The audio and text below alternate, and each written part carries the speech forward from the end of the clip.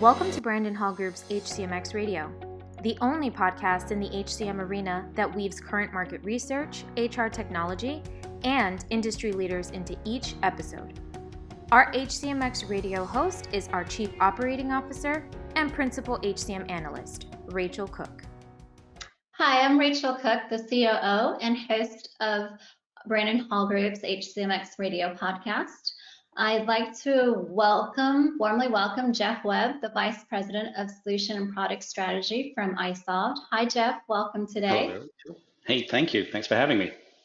It's great to have you with us. And we also have joining from Brandon Hall Group, our Principal Analyst focused on workforce management, Cliff Stevenson. Hi, Cliff. How are you doing? Doing great, Rachel. Good to see you. Great to see you as well. And today we are going to be talking or continuing the discussion that you two had in a recent webinar on focused on culture, communication, connections.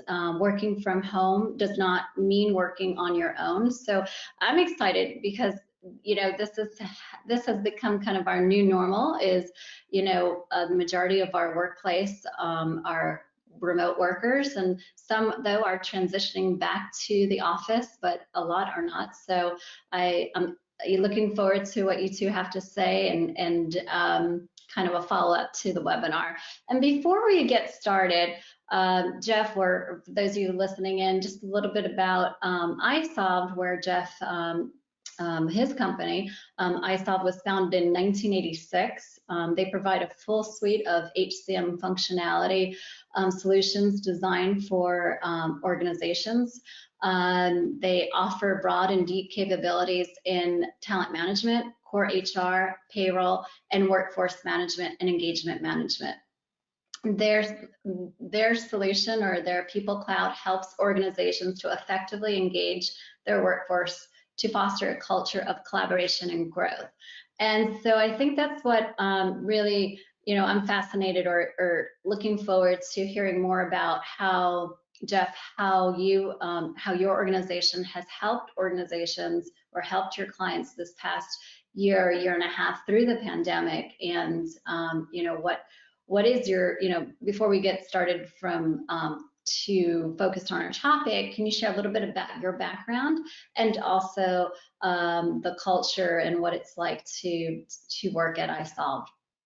Yeah, absolutely. Thank you, Rachel. I agree. This last year has been extraordinarily challenging, I think, for every kind of business. So it's been a fascinating year. My own background, I've been in the software industry for a very long time, much longer than I would care to admit in public and on record.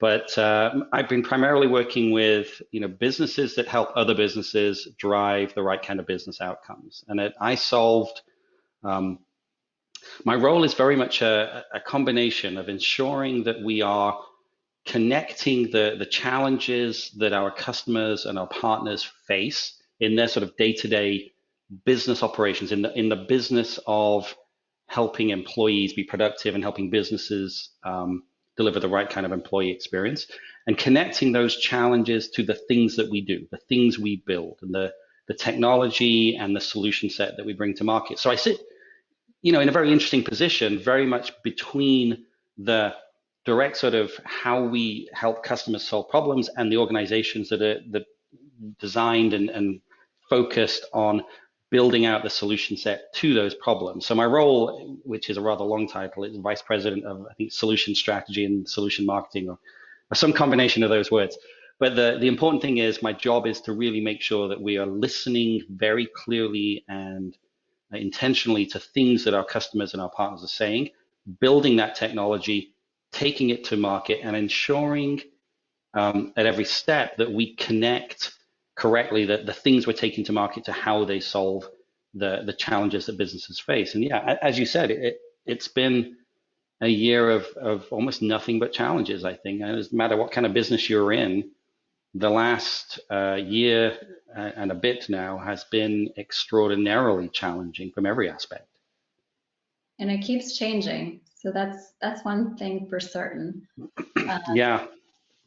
And it's in the workplace, it's in our personal home environment, schools if we have children, the stores that we shop at, the restaurants that we either order from, or some of us are starting to or have been going back to eating in restaurants. So, everything that seemed normal, it has a different, just a different feeling to it. So I'm going to turn it over to Cliff, because based from what you took from the webinar and kind of the highlights from what resulted from some of the questions from the past attendees, I think it'll be interesting to kind of glean from that what you took away, and how Geoff at iSolved and their teams have been positioned to help their clients. Yeah, Rachel, that was a perfect segue, because you're talking about the challenges and the things that we're all going through. And one of those sort of shared experiences that most of us had is dealing with working from home. So Geoff, a lot of organizations are making work from home arrangements now. What do you see as the sort of pros and cons of these sort of arrangements? Yeah, they are. I mean, first of all, I think organizations of almost every kind are being forced to reevaluate how they work with their employees, and employees equally are reevaluating how they interact with and work with their peers, their own teams if they manage people, and of course their employer. It's interesting. I don't think there's been a time since the Industrial Revolution when so many people have done so much from home. I mean, you think back to the when we started aggregating people in cities to go run mills and factories. People worked from home, people lived at home, people educated their kids from their house, everything was done around the house. And we've suddenly found ourselves back in this situation. And, I think everybody's having to relearn just how to connect with people when everyone's so remote and everything's so disconnected. Now, there are huge benefits to this on both the sort of employer side and the employee side. Those things always, is always the case in business, come with some challenges too. But you think about some of the benefits.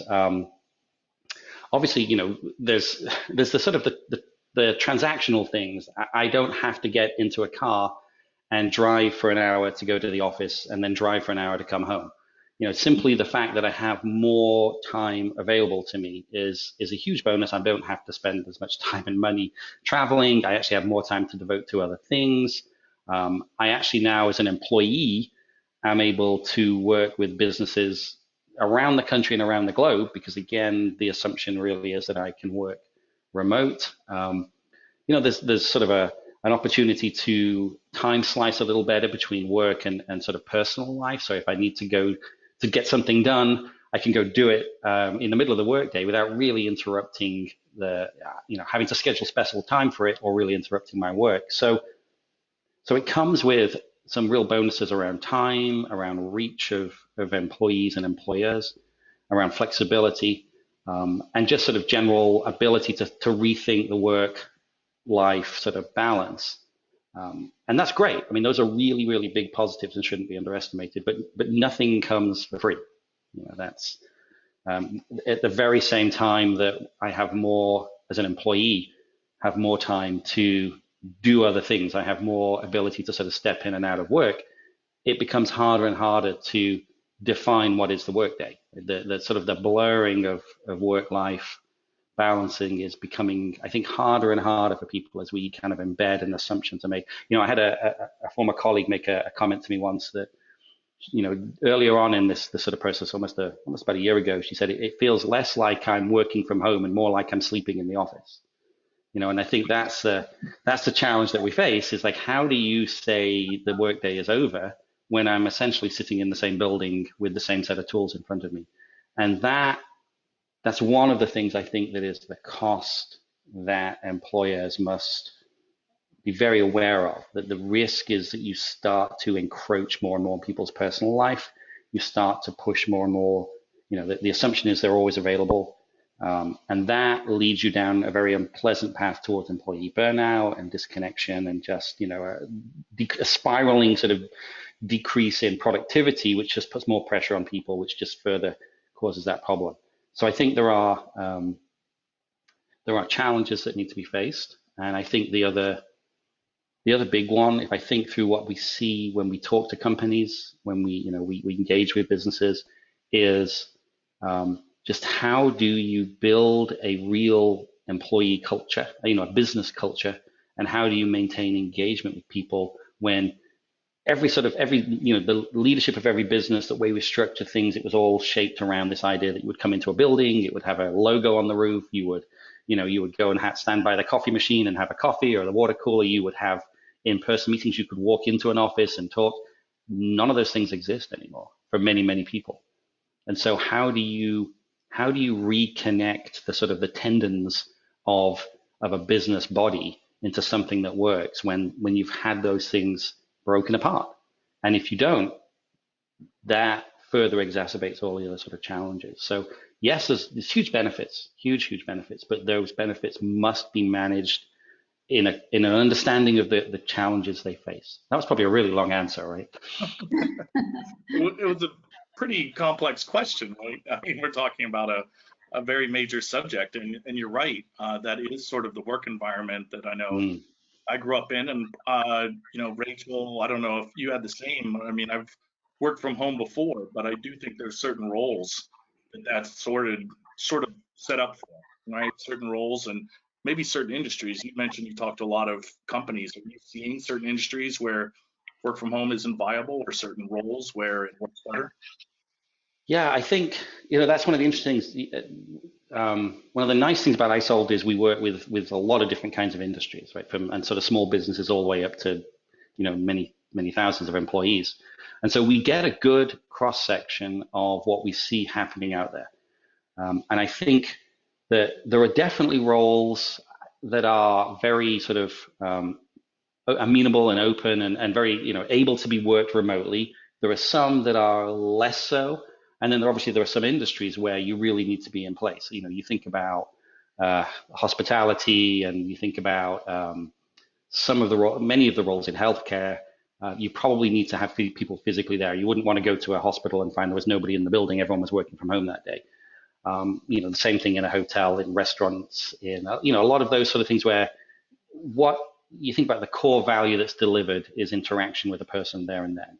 And that's part of, those things aren't likely to change. Human nature isn't going to change, regardless of technology that lets us work remote, even though it will change the nature of those jobs. Other jobs where you might be more of a, what would be loosely called a sort of knowledge worker kind of roles, where you can work from home, jobs like mine, for example, where you can work remotely, they are now much more flexible, much more able to work remote. And I think there's sort of a continuum between those. If you're out on the road and you're in face-to-face meetings and you're selling things and you need to be sitting across the table negotiating, again, those things are easier in person. But what I do see when we talk to our customers and our partners is, again, those roles are evolving. I remember having a conversation with the head of sales for a very large company. They were a manufacturing company. And their interesting comment was, before this happened, I expected my sales teams to be on the road minimum of 4 days a week. And if they were lucky, they could come back in one day and sort of report and do their paperwork.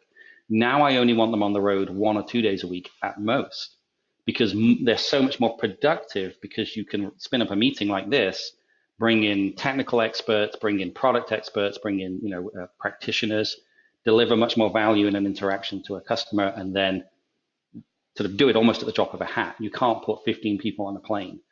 So I think businesses are looking at, again, the opportunities to work remote, but again, you've still got to inculcate a clear understanding of who the business is, what our culture is, what are our values, and you need to work with the employees to deliver an experience where they're comfortable working in those environments. And I think that is common across every industry. It's like, how do we make sure that everybody feels connected, that they feel heard, that they feel part of a business, part of an enterprise. It's a collective enterprise, not just a number on a spreadsheet. And that is you think about the challenge that HR professionals face. That's the kind of the Mount Everest that we have to climb right now. That's the thing that we face right now, is how do I, when people are on the road, when they're sitting at home, when they're in a hybrid environment, people are in many offices, people around the world, how do I bring them together through the technology of HR, which obviously is our part, the role of that, the practice of HR and the shape of leadership generally in businesses to connect people, connect them back to each other, to the business, to the common set of goals. And that part is not new, right? The to figure out how to connect the people, because whether even in the office, and when people are coming to the office or traveling to their clients, that question that you raised right now, it's not a new question. It's just the answer is slightly different than what you may have done previously, right? Yeah, you're absolutely right. The interesting thing is this, I've seen this paralleled in many industries where the process of sort of digital transformation was beginning and has been forced to accelerate. The process of sort of the employee experience transformation was beginning. People were starting to ask more of their employers. They were starting to bring more of a sense of, no, this is what I want from the business I work for. This is how the tools and technology should be there. This is what I expect from a point of view of career development. How are you going to train me? How are you going to make me successful in my career? The pandemic, the change in the way we work, those things were a point in time that suddenly accelerated that. It really poured gasoline on the fire of, this sort of pent up need to redefine the relationship between employee and employer. So yeah, absolutely. Those changes were coming. Now they are here and they are accelerating. And to your point, it hasn't stopped. If anything, it's getting faster and faster. Yeah, I think that's reflected a lot in the tools that companies like yours provide. I remember joking around beforehand, because even before the webinar, because a lot of the things that your customers were asking for were already there. Because we have known through our research, we've seen this, and you guys have the same, that this was coming. So the tools were provided, but organizations are using basically what they kind of needed to get by. And now they're realizing, oh, there is a lot more that could have been done. And now they are using it, and that's great. What are some of the other sort of, what are some of the best practices that you're seeing and how people are handling all of this? Yeah, you're right. I mean, the interesting thing is the approach that we took from the very early days was to recognize that, the way you deliver an employee experience is a really good one. Right? The way that you can go from the very beginning of understanding who are the right people to hire, the best talent, how you bring them in, how do you run the sort of normal activities around traditional day in, day out HR things. How do you pay people? How do you make sure that they're signed up for the right benefits? And then how do you then really empower them to grow? How do you make sure they have the access to the training and the skills and that they need to develop, and the opportunities that they want to have to really grow and flourish? From end to end, you have to have a clear perspective of who that person is and the entirety of their path with you, and be able to connect with them at every step in a way that's consistent. And so that was kind of the design philosophy that we took. And yes, I mean, the reality is you can sort of, we have many customers that just want to use us to do certain very specific things. But the point is that without spending too much time just talking about us, it is the ability to quickly connect all of the other steps that build out the employee experience that's so important. And that becomes reflective of and is reflected in the best practices that we see. So again, it isn't just about the technology, right? The technology facilitates that by letting you understand who people are, by bringing the analytics, by letting you shape every aspect in a connected way. But you have to actually go do that. Like as an HR organization and as business leaders, you have to recognize that what an employee thinks of you starts before you've hired them. It begins in the process of finding them and taking them through the onboarding, and then it's training them, and then the day-to-day interactions, and then how you invest in them. And it continues after they leave, so that even the process of how do you work with somebody as they're leaving, and then how do they see your business growing, they will have an impact on other people that may come and work for you. And that totality has to be reflected in the way you plan your engagement with employees, in the way that you build the training for leaders within the business, the way that you define the role of HR as a strategic driver of that in a business. And then yes, for the purposes of, from our perspective, for the technology that enables you to deliver that very easily. But all of those pieces have to come together. That's the best practice for HR. Yeah. Are you finding, I just have a quick question here. Are you seeing different trends based on different generations that are coming, that you're working with? My question is, you know, could you imagine if we were just starting right now, our first job in this environment, if they can get a job right now in this environment, even though there is shortage of workers for some industries we're seeing, and a demand, you know, for good talent that's been, and you know, some industries are also going away. So what do you know, what are the differences that you see? You know, I think generationally, there's some interesting trends that come out of this when you look at this generationally. So I had a fascinating conversation not long ago with actually a head of, actually the job was really interesting. The gentleman in question was driving the adoption of machine learning inside a very big traditional organization. And we were talking through, like, what is that like? Well, you know, do people get worried about things like AI and machine learning, and what does it mean? He made a really interesting comment. He said that the younger people coming in have, you know, high expectations, right? This is their first job. They're early in their career. They have high expectations of how they will work with their business and what technology they should be using. And so there's an assumption that it's going to be really good technology, that it's consumer quality, and they're very comfortable to changes as they occur. And he said the interesting thing that they found is people late in their career are equally accepting of new technology and changes. And he said, and the reason is they've already seen everything change already. They were there sort of pre-internet, and they've seen like the internet revolution and PC computing and sort of, you know, client server and just, you know, a whole bunch of different technology waves that have gone through. And they're like, yeah, this is just another one. Like, we know our job. This is another technology. It's the people mid-career that are struggling because they kind of figured that this was how things were going to be. And then there's like, no, there's always another wave coming. Like, you think the wave stopped? No. And so he said they're the ones that he's challenged with. It's probably, you know, frankly, me and my generation that are going, wait, you want us to work with AI? Wait, you want us to work remote? What we didn't expect that when we started. And so I think there's you know, it's not immediately intuitive that that's where the resistance will come, but that's where people have to invest. Is like, yeah, the people who are at the end of career, they already know it's going to change again. So invest in those folks. That's a real interesting reflection or kind of, you know, point, because I do see, and I even from the interviews that we have, you can see more senior people are kind of excited about technology or kind of learning new things, or, you know, they feel like they're still relevant. And new people or newer generations coming in, they're like, okay, whatever, they can get on it. It takes some time. Then, you know, I even find myself lately inundated because we've, you know, our organization, we've implemented new management systems and we've always had the same Salesforce platform forever. Probably had 2 or 3 different new member centers since our leadership, which has been about 10 years. And I remember the 1 or 2 first rollouts, I was super excited. I was involved with every detail of it. And then as we brought on new and smarter people that I felt could handle things, like, okay.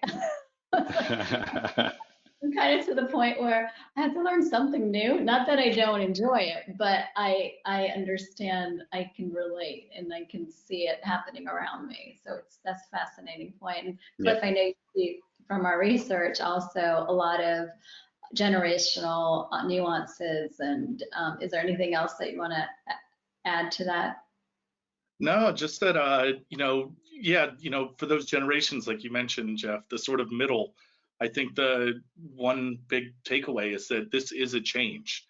We see it in our own Brandon Whole Group research that even post-pandemic, a much larger percentage of companies are going to have a primary work from home workforce. Because one thing that is maybe not unique, but is definitely very different about this change is it's something we all went through together. And so I think there's a lot of empathy and a lot of understanding, like you mentioned, the sales group of saying, oh, you know, they're more productive this way, and saying, okay, we understand the challenges of working from home. We also understand the benefits in certain cases that we can get as well. So being able to take that together and, as a group say, okay, we now have a better understanding of what everyone needs because we went through it too, I think is very important. And I think you said at the very beginning that it's, technology is a part of it, but it also has to do with the people and the processes involved.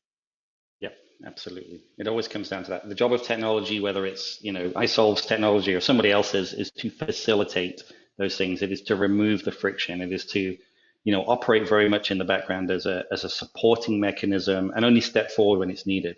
What really has to drive the change is exactly as you say, it is that common understanding, right? That this has been the great leveler. We've all gone through it. And that sort of common sense of this is what it's got to look like in the future. And then having the processes and the commitment, I think, from the top of the business down to make it work and to make it, to make it good, make it a good experience for the employees. The powerful thing is that study after study, your work, the work of people is when we look at the markets and so on, we just talk to customers.